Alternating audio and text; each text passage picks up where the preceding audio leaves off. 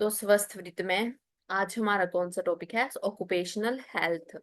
Occupational health क्या होती है कि जैसे किसी भी ऑक्यूपेशन से रिलेटेड कोई भी इंसान है, वो वहां पे जॉब कर रहा है, उसको क्या है, उसकी हेल्थ को एकदम मेंटेन करके रखना। हेल्थ क्या होती है? चाहे वो फिजिकल हो, चाहे वो मेंटल हो, चाहे वो सोशल हो, उसकी हेल्थ को हर तरीके से मेंटेन करके रखना। तो occupational health is the promotion and maintenance of highest degree of physical, mental and social well-being of the worker in all occupations. Okay, ये हो गया हमारा।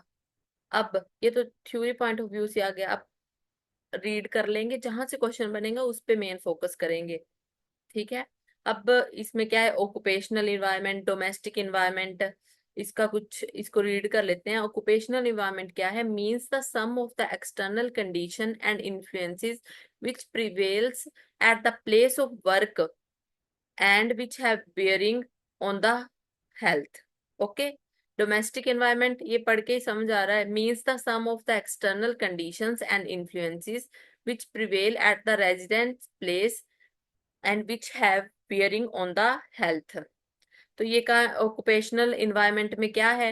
कौन सा है? प्लेस ऑफ वर्क, कि वहां की कंडीशन जो है वो अच्छी होनी चाहिए। डोमेस्टिक एनवायरमेंट मतलब रेजिडिंग प्लेस, जहां पे हम रह रहे हैं। ऑक्यूपेशनल इन्वायरमेंट जहां पे हम जॉब कर रहे हैं, जो हमारा वर्क है, जहां पे हमने काम करना है, चाहे वो फैक्ट्री हो।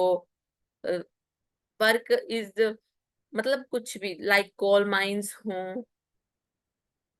ठीक है। और डोमेस्टिक इन्वायरमेंट मतलब जहाँ पे हम रह रहे हैं, वो वाला ऐसा इन्वायरमेंट होना चाहिए कि उसमें हम हेल्थफुल वे से वहां पे रह सके। ओके। उसके बाद basically there are three type of interactions: man with physical, chemical and biological agent, man with machines, man with man और वुमेन। ओके। अब क्वेश्चन कहाँ पे बनेगा? तो ये है कि so we have five type of hazards. तो जो ऑक्यूपेशन से रिलेटेड हैं, वो कितने टाइप के जो है वो हजार्ड्स हो सकते हैं? ऑक्यूपेशनल हजार्ड्स तो है फिजिकल, केमिकल, बायोलॉजिकल, मैकेनिकल और साइकोलॉजिकल। वो फिजिकल भी हो सकता है, वो केमिकल भी हो सकता है, वो बायोलॉजिकल भी हो सकता है, वो मैकेनिकल भी हो सकता है, और वो साइकोलॉजिकल भी हो सकता है। जब एक एक करके पढ़ेंगे ना तो पता चल जाएगा। तो फिजिकल हैजार्ड्स में सबसे पहले क्या है? हीट। तो हीट से क्या क्या हो सकता है? हीट के क्या क्या इफेक्ट्स पड़ सकते हैं? तो हीट में क्या क्या हो सकता है? Heat hyper pyrexia, heat exhaustion, heat syncope, heat cramps, Burns and local effect like prickly heat. ठीक है। ये हीट के आगे कोल्ड से क्या हो सकता है? Trench foot, frost fight, chill blames. तो ये ट्रेंच फुट फ्रोस्ट फाइट कहाँ होता है? जैसे जो लोग इसमें होते हैं आर्मी में, लॉन्ग टर्म, उनको जो है वो बर्फ में रहना पड़े, पैर जो है वो उनके किस में रहेंगे? मोस्टली उनके पैर जो है वो बर्फ वाले एरिया में ही रहेंगे। तो क्या हो जाता है? उस कंडीशन को जो है, जो शोल्डर की जो कंडीशन हो जाती है, उस कंडीशन को हम ट्रेंच फुट कहते हैं। इन शॉर्ट की वो ट्रेंच फुट की कंडीशन है, वो हमें किस में देखने को मिलती है? शोल्डर्स में, शोल्जर्स में। ओके। उसके बाद लाइट। लाइट में ऑक्यूपेशनल कैटारैक्ट, माइनर्स निस्टेगमिस। प्रेशर में केशियन डिजीज, एयर एम्बोलिज्म, ब्लास्ट। उसके बाद नॉइज में, नॉइज से क्या हो सकता है? ऑक्यूपेशनल डेफनेस हो सकती है। अब कोई जोर से आवाज, क्या है कि साउंड जो है वो जितने डेसिबल की नॉर्मल है, उस डेसिबल से अबब कर दें, 90 डेसिबल, 85 डेसिबल से अबब कर दें, तो क्या हो जाएगा? उसको डेफनेस हो सकती है। रेडिएशन। रेडिएशन कैसे हो सकती है? जैसे जो भी हमें यूवी रेडिएशंस हमारी पड़ती हैं, कैंसर के चांसेस हैं, ल्यूकीमिया, ए प्लास्टिक एनीमिया, पैनिसाइटोमा। ठीक है। और मैकेनिकल फैक्टर में क्या है? मैकेनिकल में इंजरीज और एक्सीडेंट्स आ गए। इलेक्ट्रिसिटी में क्या आ जाएगा? बर्न्स आ जाएंगे। तो ये फिजिकल है, ये पढ़ के ही समझ आ रहा है, एक बार रीड कर लिए हैं हमने। ओके। उसके बाद केमिकल। केमिकल हजार्ड्स में क्या होगा, गैसेस इन्वॉल्व होंगी इसमें, ऑब्वियस है, केमिकल से हमें समझ आ रहा है। तो गैसेस में क्या, carbon monoxide, HCN, CS2, ammonia, nitrogen, H hydrogen sulphide, ठीक है, SO2। अब है ये क्वेश्चन जहां से आएगा। अब मेन क्या है कि क्वेश्चन कहाँ से बनता है, तो केमिकल हजार्ड से बनेगा क्वेश्चन। इनऑर्गेनिक डस्ट, तो इसमें क्या क्या आता है, एक है ऑर्गेनिक, एक है इनऑर्गेनिक। तो सबसे पहले है कोल डस्ट। जो कोल माइंस में काम कर रहे हैं, जिनका सामना जो है वो कोल से ज्यादा हो रहा है, उनको कौन से डिजीज होने के चांसेस होते हैं, तो एंथ्रोस एंथ्रोसिस, ठीक है, एंथ्रोसिस होने के चांसेस क्या हैं, ज्यादा होते हैं। और ये क्वेश्चन MD में भी आए हुए हैं। सो ये पार्ट इंपॉर्टेंट है, यहाँ से क्वेश्चन रिपीट होने के चांसेस होते हैं, ठीक है। तो कोल डस्ट क्या होगी, अब डस्ट है, किसी कोल में काम कर रहे हैं तो कोल की जो डस्ट जो उड़ रही है, डस्ट अंदर चलेगी। डस्ट क्या है, अंदर चलेगी, समझ रहे हो, डस्ट क्या है, अंदर चलेगी, अंदर से एंथ्रो एंथ्राकोसिस। कोल डस्ट अंदर चलेगी, अंदर से याद रखेंगे, एंथ्रोकोसिस। उसके बाद सिलिका का समझ आ रहा है, सिलिकोसिस। एस्बेस्टोस का एस्बेस्टोसिस। ये जो तो सिंपल सिंपल है, उनमें दिमाग लगाने की जरूरत नहीं है, जहां पे दिमाग लगाना है वहां पे स्मार्ट वर्क करना भी बहुत जरूरी है, क्योंकि हर चीज को तुम याद करो तो वो चीज भी पॉसिबल नहीं है। अब सिलिका का सिलिकोसिस है, इसमें कुछ याद करने की जरूरत तो है नहीं, समझ में आ रहा है कि सिलिका से क्या है, सिलिकोसिस के चांस है। एस्बेस्टोस से एस्बेस्टोसिस, इसमें हमने क्या याद करना है, एस्बेस्टोसिस से लंग कैंसर। एस्बेस्टोसिस से क्या करना है, अब हम जो है वो एस्पिरेशन, एस्पिरेशन पढ़ते हैं, किससे रिलेटेड है, लंग से रिलेटेड है ना। तो यहाँ क्या है, एस्बेस्टोसिस। तो एस्बेस्टोसिस भी किससे शुरू है, AS से। एस्पिरेशन किससे शुरू है, AS से। तो वो किससे रिलेशन में आएगा, लंग कैंसर से। एस्पिरेशन किससे रिलेटेड है हमारा, लंग कैंसर से। उसके बाद है आयरन। अब आयरन से क्या है, सिड्रोसिस, ठीक है। अब जैसे होता है कि अब किसी को आयरन की कमी हो जाए तो कुछ लोग इंजेक्शंस भी लेने लग पड़ते हैं, और क्या हो जाता है, अल्टीमेटली उनको साइड इफेक्ट्स आने लगते हैं, ठीक है। तो आयरन के क्या है, साइड इफेक्ट। आयरन के साइड इफेक्ट हैं, कोल की जो धूल है वो अंदर चली गई थी। और एस्बेस्टोसिस क्या है, एस्पिरेशन मतलब लंग कैंसर। ये आगे हमारे इनऑर्गेनिक डस्ट में। अब है ऑर्गेनिक डस्ट। ऑर्गेनिक डस्ट में सबसे पहले है केन डस्ट। इसका क्या है, बैगोसिस। अब है केन मतलब शुगर केन, शुगर केन है। तो इसको शुगर केन से क्या है कि शुगर केन को जो है वो बैग में रख के चले गए। शुगर केन हम खेत से लाए और किस में डाल दिया हमने, बैग में डाल दिया। तो शुगर केन का क्या है, बैगसो बैगोसोसिस, ठीक है, बैग में डाल दिया। कॉटन का, कॉटन के कपड़े खरीदते हैं ना, कॉटन के कपड़े बाई करते हैं हम, कॉटन डस्ट, कॉटन के कपड़े लिए तो बिसिनोसिस। अब टोबैको, टोबैको का क्या आ जाएगा, टबैकोसिस, ठीक है। उसके बाद हे और ग्रेन डस्ट। इस बार फार्मर लंग के ऊपर भी क्वेश्चन आया था, पर वो कौन सा ऑर्गेनिज्म कॉस्टिव है उसके ऊपर था। तो फार्मर लंग किससे है, हे और ग्रेन डस्ट से, ठीक है। ये हो गया हमारा। अब नेक्स्ट है इसमें, देखो अभी तक जो भी हमने पढ़ा उसमें अभी फिलहाल ये ही इम्पोर्टेंट है। अब मेटल एंड कंपाउंड्स, तो इसमें लेड दे रखा है, मरकरी, कैडमियम, मैग्नीज, क्रोमियम, ठीक है। केमिकल में एसिड, एल्कलाई, पेस्टिसाइड। इनमें कुछ नहीं याद रखना, अभी हमने सिर्फ कौन सा याद रखना है, जो केमिकल हजार्ड्स पढ़े हैं, क्योंकि क्वेश्चन बनने के चांस वहीं से ही होते हैं।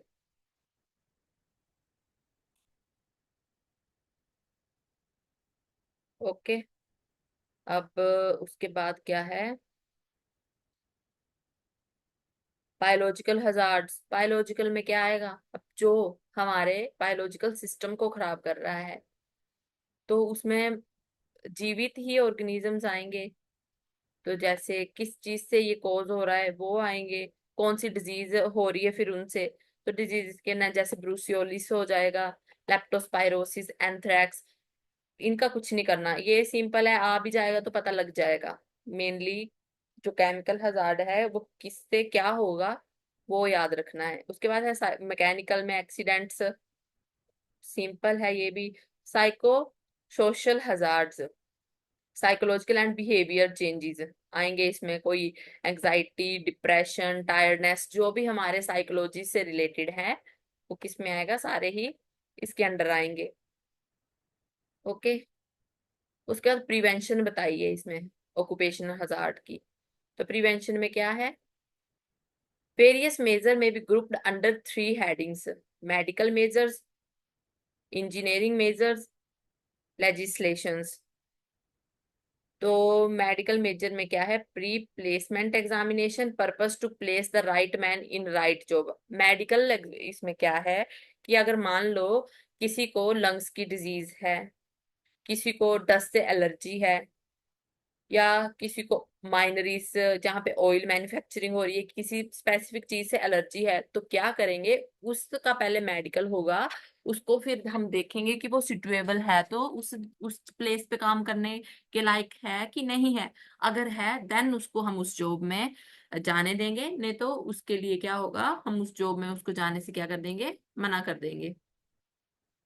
उसके बाद इन्वेस्टिगेशन, इन्वेस्टिगेशन क्या, कैसे पता चलेगा, तो रूटीन ब्लड कल्चर कराएंगे, अ, कि किस चीज ब्लड कल्चर क्यों करते हैं हम, कि उससे पता चल जाएगा कि किस चीज से एलर्जी तो नहीं है। एक्सरे करेंगे फॉर लंग्स, यूएसजी, ठीक है, ईसीजी, कोई हार्ट का पेशेंट तो नहीं है। तो उसके अकॉर्डिंग उसको जो है हम फिर जॉब प्रोवाइड करेंगे कि हाँ कि तू यहाँ पे काम कर सकता है। उसके बाद ordinary worker examine once a week. तो क्वेश्चन क्या बनेगा कि जो ऑर्डिनरी वर्कर हैं उनको कब एग्जामिन करना चाहिए, तो once a year, ordinary workers को एक साल में एक बार जो है उनका चेकअप जरूर कराना चाहिए।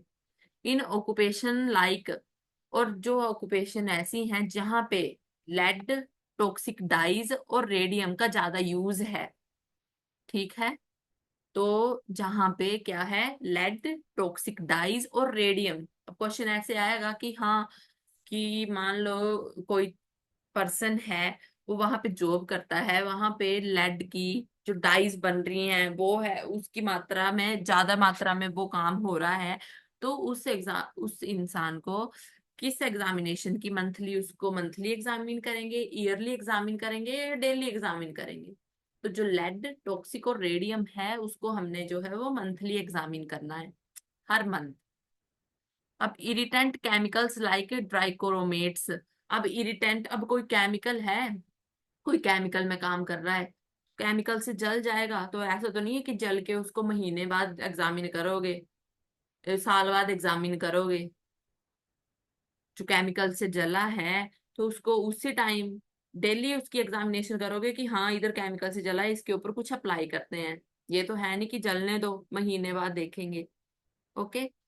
There may be a supplemented with biological, radiological examination wherever necessary.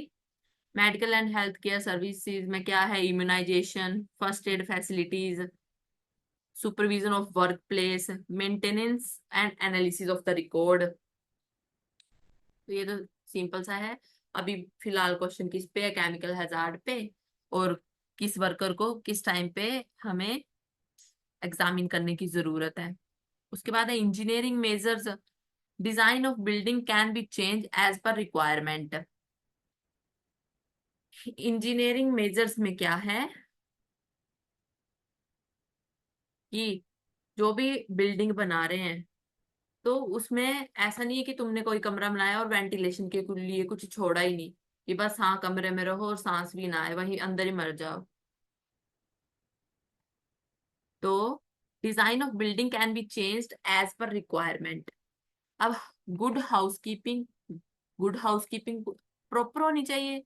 क्यों, उसमें क्या क्या आना चाहिए, प्रॉपर वेंटिलेशन, लाइट होनी चाहिए, washing, food arrangement are assisted, substitution replacement of harmful material machines with new asset, समझ में आता है।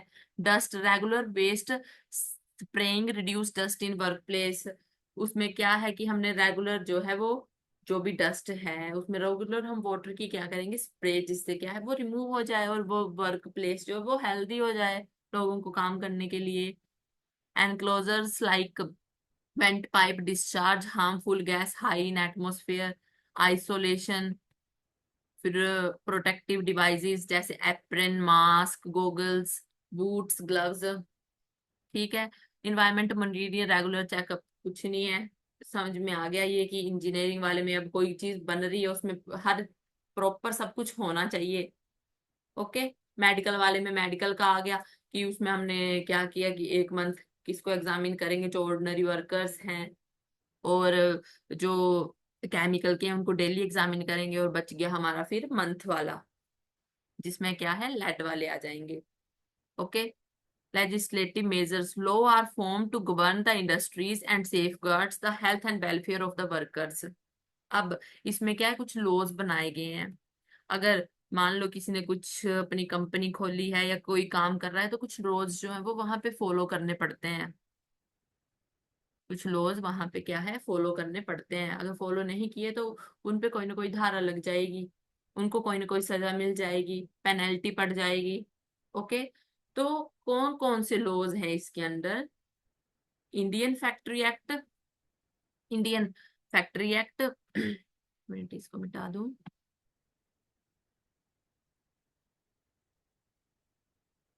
इंडियन फैक्ट्री एक्ट और ईएसआई एक्ट। अब दोनों ही एक्ट कब हैं, इसको ऐसे याद रखें कि जैसे ही आजाद हुए इन्होंने क्या किया, काम करना शुरू कर दिया। ऑक्यूपेशन पढ़ रहे हैं ना हम, जैसे ही हम आजाद हुए क्या हुआ, काम करना शुरू कर दिया। अब दोनों एक्ट किसके अंडर आए हैं, ये ऑक्यूपेशनल हजार्ड में भी जो लेजिस्लेटिव मेजर्स हैं वहां पे। तो पहला क्या है, इंडियन फैक्ट्री एक्ट 1948।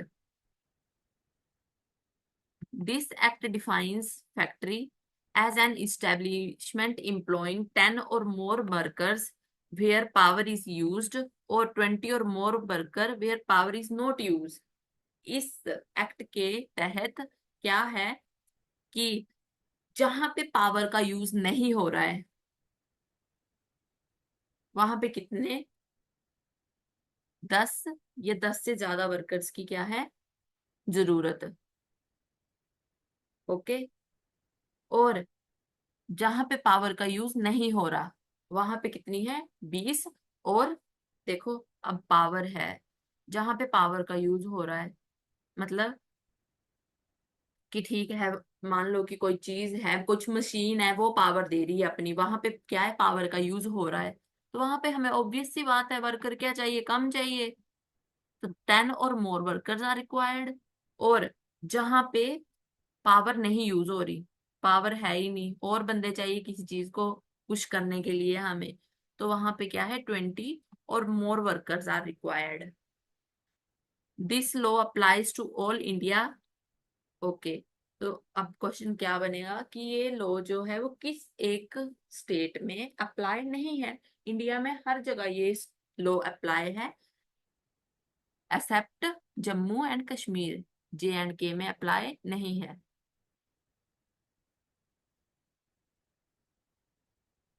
ओके।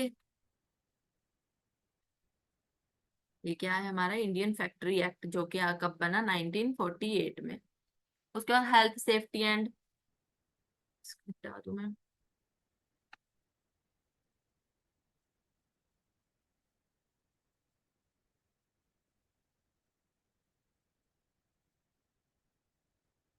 उसके बाद हेल्थ सेफ्टी एंड वेलफेयर। तो इसमें कुछ भी खास नहीं है, क्या है लर्न रखना है इसमें, रीड कर लेते हैं एक बार।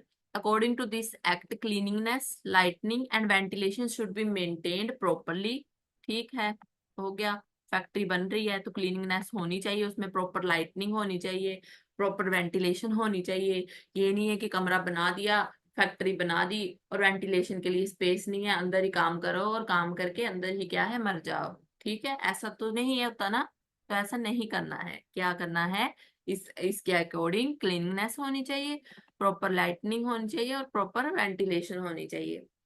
Act provide for treatment of waste and effluents, elimination of dust, fumes and control of temperature. ऐसा भी नहीं कि उसका टेम्परेचर बहुत ही ज्यादा कम हो कि ठंड से ही मर जाओ, बहुत ही ज्यादा हाई हो कि जल ही जाओ, ऐसा भी नहीं है। Temperature should be maintained. उसके बाद disposal of excreta, provision of spittoon, supply of cool drinking water in summer, and employment of cleaner to keep the water closet clean. A minimum of 500 of floor space। हाँ, तो अब question यहाँ पे बनेगा, अब question यहाँ पे बनेगा कि कितना स्पेस जो है वो रिक्वायर्ड है, कितना स्पेस रिक्वायर है फ्लोर के लिए। तो कितना है, 500 स्क्वायर फीट, कितना है, इतना स्पेस जो है वो मिनिमम स्पेस रिक्वायर्ड है। ठीक है, हो गया। No required to light a weight और carry loads which likely to cause injury to him. और ऐसा कोई भी कार्य करके किसी भी चीज को पकड़ के ऐसा कुछ भी काम नहीं करना है कि वो इंजरी जो है वो, जो इंसान काम कर रहा है उसको ही इंजरी हो जाए। Provision of safety officer in each factory where 1000 और more worker are ordinary employed. Provision of washing, drying, storing clothes, sitting, first aid, shelter, सब ठीक है। Canteen should be provided where there is greater than. तो सबसे पहला question क्या है इस एक्ट के अंदर, कब बना, ओके, कहाँ पे नहीं था। तीसरा क्वेश्चन कि कितना फ्लोर रिक्वायर्ड है मिनिमम स्पेस, और कैंटीन कब रिक्वायर्ड है, जब क्या है जो वर्कर हैं वो कितने greater than 250, greater than 250 than worker जो है वो रिक्वायर्ड है। ठीक है, अब नेक्स्ट है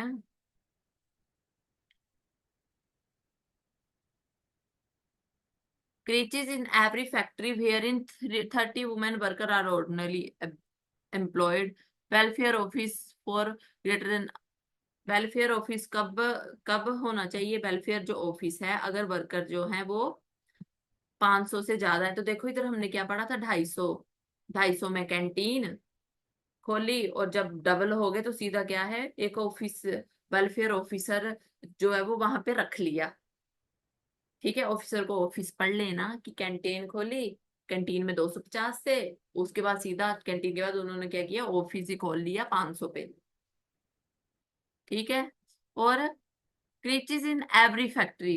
अब ये कब होने चाहिए, जब वुमेन्स क्या है, 30 वुमेन वर्करी, और अगर वुमेन 30 जो औरतें हैं वो वहां पे काम कर रही हैं, तो जो क्रेचिस हैं वो हर फैक्ट्री में होने चाहिए। ओके,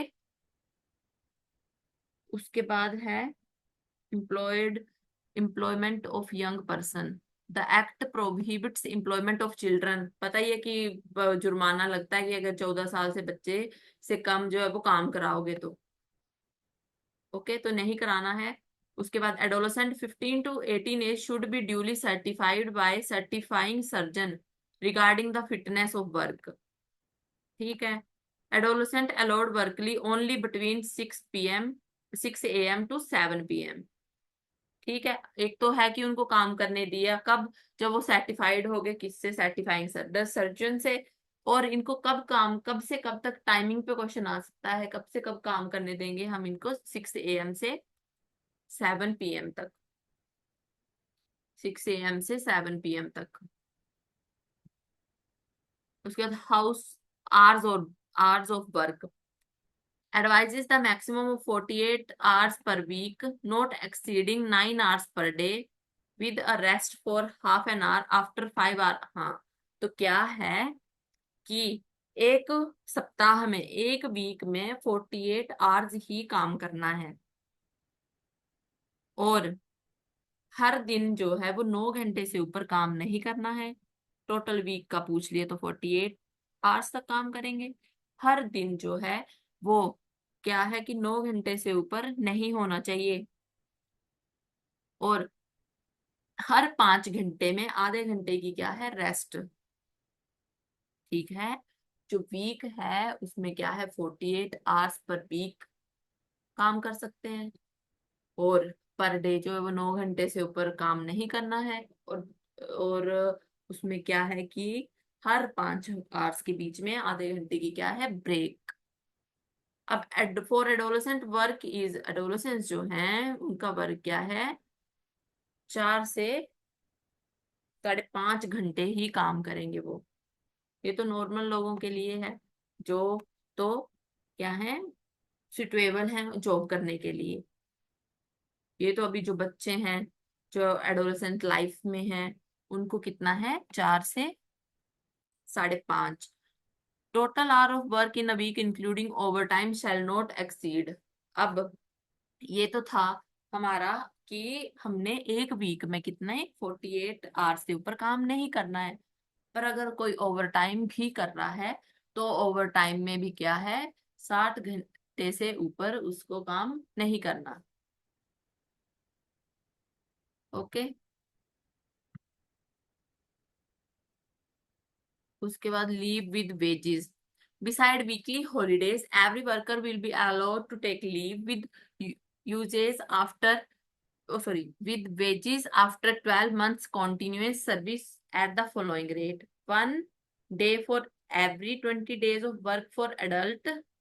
ठीक है, 20 दिन में 1 डे फॉर एवरी। तो वर्कर को, जो अडल्ट वर्कर है तो उसको क्या है, 20 दिन में एक दिन छुट्टी मिल जाएगी। और जो एडोलसेंट है उसको क्या है, 15 दिन में एक बार छुट्टी मिल जाएगी। अब ऑक्यूपेशनल डिजीजेज हैं उसके बाद। इनमें क्या है, management of company compulsory give the information regarding specified accidents with death, serious body injury regarding occupational disease contracted by the employees. वो वही है मैनेजमेंट के, अब बाई चांस किसी को कोई इंजरी हो जाती है, किसी का एक्सीडेंट हो जाता है, तो उसके लिए भी कुछ ना कुछ कॉन्ट्रैक्ट साइन करते हैं कि तू ठीक है, उनको इतना पैसा मिल जाएगा। Okay. Employment in hazardous process, examination of service conditions of employees in a factory involving hard hazardous process is to be continued for recommendation। कुछ नहीं है ये हो गया हमारा एक्ट। तो इस एक्ट में जहां जहां से क्वेश्चन बनेगा वो हमारा कवर है। ओके। उसके बाद है the employee state insurance act, जो ईएसआई एक्ट था। तो ईएसआई की फुल फॉर्म भी पता होनी चाहिए पहले तो। Employee state insurance act 1948। दोनों एक्ट कब मिले, काम करना कब शुरू किया, आजादी के बाद ही क्या करने लग पड़े काम। Amended in 1975, 1984, 1989। ठीक है। It is important measure of social security and health insurance in this country, provide certain cash and medical benefit to the industry's employees in case of sickness, maternity and employee injury। अब ये क्या है, insurance के बारे में तो सुना ही होगा। अब जो है कोई वर्कर किसी जगह काम कर रहा है किसी इंडस्ट्री में, तो उसको जो है वो जैसे कोई अगर बीमार हो रहा है, किसी का एक्सीडेंट हो रहा है, किसी को जो है वो मैटरनिटी, किसी की प्रेगनेंसी की प्रॉब्लम है, उसको तब छुट्टियां चाहिए, तो वो चीज उसको प्रोवाइड करेंगे। और अगर इंजरी के टाइम उसको कैश की जरूरत है, उसको वो प्रोवाइड कराया जाता है। उसको जो मेडिकल की हेल्प चाहिए होती है वो प्रोवाइड कराई जाती है इंश्योरेंस एक्ट में। ठीक है। Scope extend all over India. It covers all power using factories other than seasonal factories where 20 or more person were employed। Small power using factories employs 10 to 19 person। Non power using factory employ। अच्छा, तो ये क्या है, ये act जो है जितने भी पावर यूजिंग फैक्ट्रीज हैं, सीजनल फैक्ट्रीज को छोड़ के, जो तो मतलब कभी कभी ही काम करती हैं, कि इस सीजन में जैसे बर्फ वाली फैक्ट्रियां, कि हाँ अभी हम बर्फ कूलर जब बन रहे हैं तो सीजन वाइज बनते हैं, अब सर्दियां हैं, सर्दियों में बन रहे होंगे, गर्मियों में उनका काम बंद हो जाएगा, तो उन फैक्ट्रियों को छोड़ के जो बाकी पावर यूजिंग फैक्ट्रीज हैं, जहाँ पे पर्सन कितने हैं, 20 और 20 से ज्यादा, उनको कवर करता है। Small power using factory employee, जहाँ पे कम पावर का यूज होता है वहां पे एम्प्लॉयज कितने हैं, कितने, 10 से 19। और नॉन पावर यूजिंग फैक्ट्रीज में एम्प्लॉय कितने हैं, वो जो हमने किया था पहले भी, 20। ठीक है। Exclude mines, railways, defence establishment, तो इसमें क्या क्या नहीं आएगा, माइंस, रेलवेज और डिफेंस इस्टेब्लिशमेंट्स जो भी हैं, ये तीन चीजें वो इस एक्ट में इन्वॉल्व नहीं होंगी। Act cover all the employees getting up to rupees, act cover all the employees getting up to rupees, कितने रुपीज हैं, 7, नहीं जा रहा, 1 minute, 7.5 per month.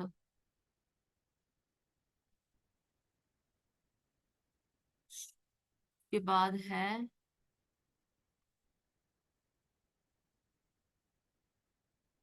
Shops, hotel, restaurants, cinemas, theatres, road, more transport establishment, newspaper establishment, administration, क्या है इसमें, chairman, union, minister of labour.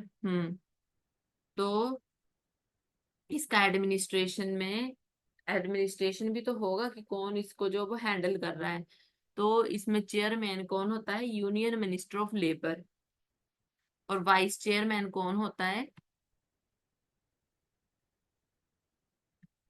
Secretary of government of India and ministry of labour. तो जो चेयरमैन है वो यूनियन मिनिस्टर ऑफ लेबर होगा, और जो वाइस चेयरमैन है वो क्या होगा, secretary of government of India. Members representing central government, कौन कौन से मेंबर्स जो है वो इस एक्ट के अंदर इंक्लूड रहते हैं, रिप्रेजेंट करते हैं इस एक्ट को, central government, state government, employer organisation, employ organisation, medical profession और पार्लियामेंट।